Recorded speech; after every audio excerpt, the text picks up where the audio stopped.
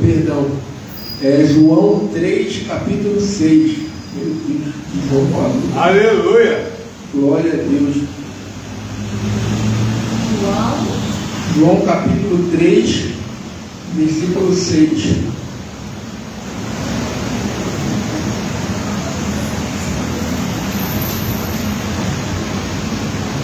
Amém? Todos acharam? Evangelho de João, capítulo 3, versículo 6. Amém. Glória a Deus, aleluia.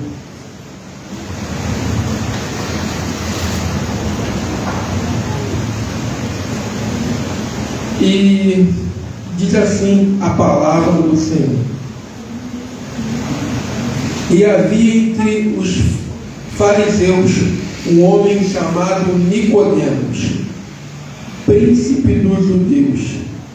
Este foi ter a noite com Jesus e disse: Rabi, bem sabes que és mestre vindo de Deus, porque ninguém pode fazer estes sinais que tu fazes se Deus não for com ele.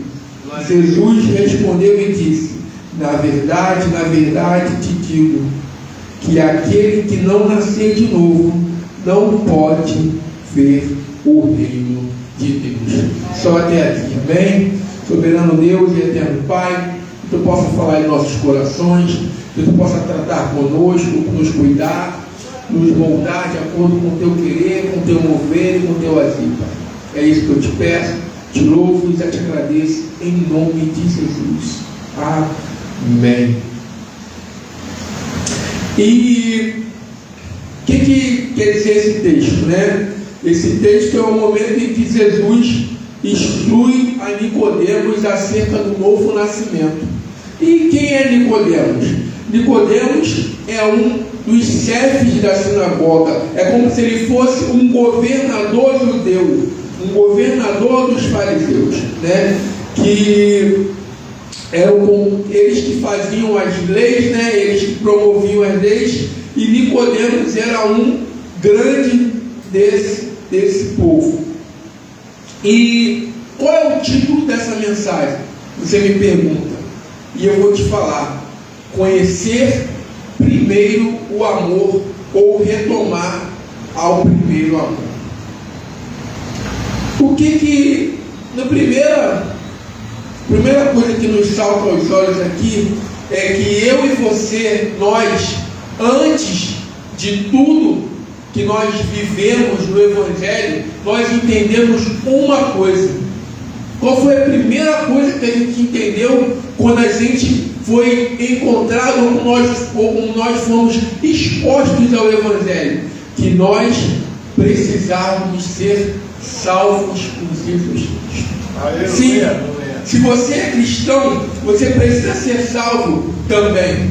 Como assim, pastor André? Eu não estou entendendo. Eu já aceitei Jesus como Senhor e Salvador da minha vida. Eu professo a fé em Jesus Cristo nas minhas redes sociais. Está lá meu nome e na minha bio está escrito cristão.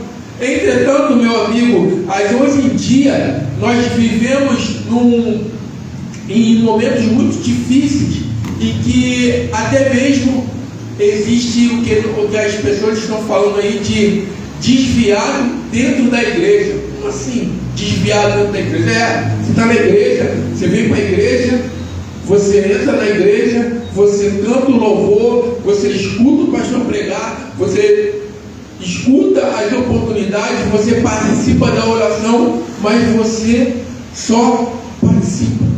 Você não faz parte. Como o irmão mesmo ministrou aqui agora, você não está ali, não está no conjunto, não está fazendo um movimento das águas na sua vida. E como assim? Quando a gente está no esfriamento, que a gente chama de esfriamento espiritual, porque consequentemente multiplica a nossa iniquidade. Como assim, pastor André? O pastor Harrison falou aqui na oportunidade. Como é que você conhece uma pessoa que é salva em Jesus Cristo? Como é que você conhece um cristão genuíno e verdadeiro? Quando ele chega perto de você, a unção de Deus chega junto com ele. Quando ele chega num ambiente, aquele ambiente se transforma. Quando ele chega numa roda de amigos, a conversa se transforma. A conversa é outra. Mas sabe por quê? Porque ele está cheio da unção de Deus. Glória a Deus. E consequentemente a iniquidade, o pecado e tudo que envolve aquele ambiente onde ele está acaba se transformando pelo Espírito Santo que habita dentro dele. Aí você pergunta, pastor André, mas o que eu preciso para ser salvo? O que eu preciso para verdadeiramente viver essa transformação na minha vida? O que eu preciso fazer para transformar o ambiente onde eu vivo, o ambiente onde eu trabalho, o ambiente onde eu estudo? Você precisa reconhecer que você precisa da salvação em Jesus Cristo. Por quê? Quando você é cristão, significa que você começa a reconhecer que falta na sua vida algo chamado intimidade com Deus. Eu não estou falando relacionamento, porque nós nos relacionamos o dia inteiro com inúmeras pessoas. Você se relaciona com o motorista do ônibus. Sim, porque quando você dá sinal para o ônibus e o motorista te vê, ali já cria um vínculo, ali já é um relacionamento. Quando você entra no ônibus e dá bom dia para ele, você cria um vínculo com ele, você cria um relacionamento com ele, porém você não tem intimidade com ele.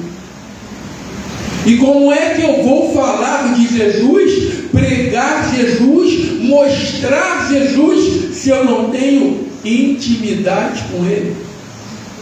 Eu posso falar muito do pastor Harrison, eu posso ficar aqui horas e horas discorrendo com você uma conversa sobre o pastor Harrison. Eu posso ficar com você dias e dias falando do pastor Cardoso. Por quê? Porque eu tenho intimidade com eles. Eu não tenho convivência com eles, eu tenho intimidade. Convivência eu tenho com meus colegas de trabalho, porque eu convivo com eles todos os dias. Eu convivo com eles, é uma convivência. Eu estou ali todo o tempo com eles, convivendo com eles, porém eu não tenho intimidade com eles. Por quê? A gente passa aquele momento ali no trabalho, entendeu? Pode ter um momento de descontração, pode ter uma palavra um pouco, alguém pode falar alguma coisa, mas eu não tenho intimidade com ele. Eu não sei como ele é na vida dele, como ele é na casa dele. Testemunho rápido aqui. Eu trabalhava numa empresa e essa empresa me transferiu para uma outra loja. Eu recebi uma promoção, fui transferido para outra unidade, numa unidade no bairro de Fátima. Quando estamos lá, e a empresa que fazia a fiscalização, que a gente chama de segurança, fazia a fiscalização da loja, era uma empresa terceirizada. Então, presta atenção nisso. Uma empresa terceirizada. Uma empresa terceirizada é uma empresa que presta serviço para outra empresa. Daqui a pouco, entra 2 carros da Polícia Civil pelo estacionamento da loja, por baixo, porque a loja era 3 ou 4 andares. Tinha o estacionamento, tinha a loja, tinha a sobreloja e tinha o estoque lá em cima. Polícia Civil lá embaixo, Polícia Civil lá em cima. Até aí, pode entrar a um estabelecimento comercial, eles podiam estar entrando para comprar, entrando para fazer qualquer coisa. Daqui a pouco, eles me chegam perguntando, quem é fulano? Aí as pessoas falam, está lá na frente. Daqui a pouco, a gente vê os policiais civis trazendo um camarada, jogando a mão do camarada para trás, aprisionando ele e levando. Camarada lá, colega de trabalho. Sabe por quê? Ele estava envolvido num latrocínio, roubo seguido de morte. Ele e uma galera que ele andava, sequestrou o camarada, pegou dinheiro, pegou tudo, depois matou o cara. E estava lá trabalhando com a gente lá. Carteira assinada, CLT, vale alimentação, vale transporte, tudo bonitinho. Mas eu conhecia ele, eu tinha intimidade com ele? Não tinha. Porque se eu tivesse intimidade com ele, eu sabia quem ele era. Então, o que Deus espera de nós? O que Cristo espera de nós? Intimidade. O cristão que não tem intimidade com Deus, ele não consegue reconhecer o vazio existencial que tem dentro dele. Romanos 3,23. Romanos 3,23. Quem abrir primeiro aí, começa a ler aí para mim, por favor.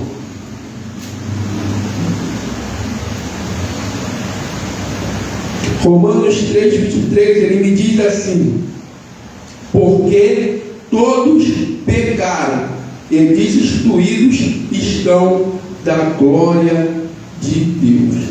Quando tem esse vazio é por quê? Porque nós pecamos. A nossa natureza, ela por si só, ela é pecaminosa. E o Evangelho de Jesus, ele vem em Marcos, capítulo 16. Marcos 16, versículo 16.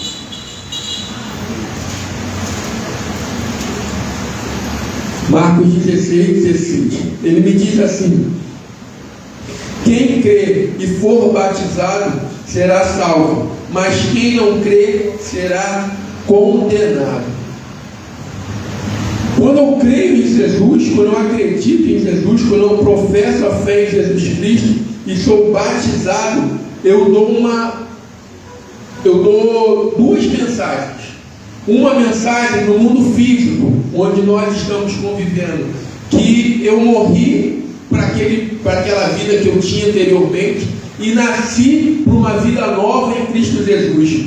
E relato no mundo espiritual que eu tenho um elo, uma ligação com Jesus. E essa ligação, ela é eterna. E eu tenho que estar disposto a mudar. Eu tenho que ter a atitude de mudar. Porque é essa atitude de mudar que vai fazer toda a diferença. Essa atitude de mudar que vai transformar a nossa vida, que vai transformar as pessoas que estão ao nosso lado. E a gente está ministrando um curso em outra igreja, né, ajudando a ministrar um curso em outra igreja, e a gente vem aprendendo coisas a cada dia. E é interessante o Evangelho por causa disso, né? O Evangelho, ele é como se fosse uma maratona, né? Todo mundo fala isso e ao decorrer do tempo você vai vendo que isso é verdade. Porque no início do Evangelho, no início da maratona, você está lá todo aparamentado, né? O tênis propício, meia propícia, a roupa, aquele númerozinho na frente, alguns botam uma munhequeira, um negócio para poder secar o suor, e tu está indo lá, ó, na adrenalina, vai embora, correndo, na maior empolgação, na maior alegria e na maior felicidade, aquele pilotão, aquele monte de gente. Eu acredito que o primeiro culto da Igreja Cristã Resgatando Vidas, eu não estava aqui não, mas eu acredito, essa igreja devia estar abarrotada, até porque a igreja não era tão grande assim, a igreja era menor e não era aqui, era lá atrás. Eu acredito que o primeiro culto aqui devia estar abarrotado de gente, como eu já vi cultos aqui com gente lá fora. A gente tem que botar a cadeira lá fora para o povo poder ver o culto. Sabe por quê? Porque era o início da caminhada. Então, sabe, início de caminhada é igual festividade na igreja. Nem que chama fulano, nem que chama ciclano, nem que chama beltrano, a igreja é esse. A igreja fica muito cheia. Só que a caminhada cristã é como uma maratona. No início, começa um monte de gente. Eu tenho, o pastor Harris tem um testemunho que eu sempre lembro desse testemunho quando eu estou conversando com alguém a respeito de caminhada cristã. Ele falou que quando ele começou a fazer o curso teológico, não sei se foi o pastor Harris ou se foi uma outra pessoa, não sei se foi o pastor Harris, que quando ele começou a fazer o curso teológico, a sala que ele estava tomada, muita gente. Quando ele terminou de fazer o curso teológico, era ele e mais 2 ou mais 3 para se formar. É assim a nossa vida. A gente olha para um lado assim, a gente vê um banco vazio, uma cadeira vazia. No grupo de missões a gente fala assim: não, meu irmão, que você tem que ministrar, que você tem que evangelizar, que você tem que trazer. Temos, meu irmão, temos, minha irmã. Temos que trazer as pessoas para cá, para ouvir a palavra de Deus, para elas serem ministradas, para elas serem tratadas. Porém, nós temos que lembrar que a caminhada cristã é longa. E o céu é conquistado à força. Ele não é conquistado de vamos ficar deitado na minha cama. Não. Ele é conquistado à força. Quantas coisas nós tínhamos para fazer no dia de hoje? Quantas coisas nós tínhamos para adiantar para amanhã? Quantas coisas a gente podia fazer hoje, porque em outra oportunidade a gente não vai conseguir ter tempo para fazer. Mas nós largamos tudo isso. Nós paramos tudo isso para vir à casa do Senhor. Aleluia! E eu creio verdadeiramente, debaixo da unção de Deus que está nesse santuário, que está na minha vida, que está na sua vida, que quando você para, o seu relógio do tempo, o seu tempo, o Kairos de Deus lá no céu, Ele está te olhando e está falando: olha lá o meu filho, ele parou tudo para me adorar. Olha lá minha filha, ela parou tudo para me servir. E o Kairos de Deus, o tempo de Deus, ele é na sua vida, meu irmão, minha irmã. Aleluia, Deus. Eu creio verdadeiramente que quando nós trazemos à existência a vontade de estar presente com Deus, que nós criamos essa intimidade, esse vínculo com Deus, as coisas começam a acontecer conosco. E só para terminar, porque eu não quero me prolongar, conforme eu falei, intimidade com Deus é a mesma intimidade que nós temos com Deus, é a intimidade que nós temos que ter com o nosso filho, com a nossa esposa, de pegarmos eles, né, e orarmos com eles, jejuarmos com eles, ensinarmos a ele o caminho que nos foi ensinado. Que nessa noite nós possamos reaviver, reacender a chama de viver, aleluia, glória, o Evangelho de Cristo. Porque a palavra de Deus, muitas vezes, ela nos chama de discípulos. E o que são discípulos, ou quem são discípulos? São pessoas que recebem uma instrução. Aleluia! Ou melhor, aquele que aprende. Como diz a etimologia da palavra, a origem da palavra que vem do latim discípulos, que quer dizer aluno ou aprendiz. Quem aqui é aluno de Jesus, levanta a mão para o céu e dá uma glória a Deus. Glória! Aleluia! Que verdadeiramente nós possamos levar esta palavra dentro do nosso coração. Aleluia. Que nós somos alunos de Jesus. Glória a Deus. E que a gente possa aprender a cada dia com Jesus. Porque a gente só reproduz o que a gente aprende. Porque se você não aprende, você não tem como reproduzir. Amém? Se coloque de pé, está orando pelas nossas vidas.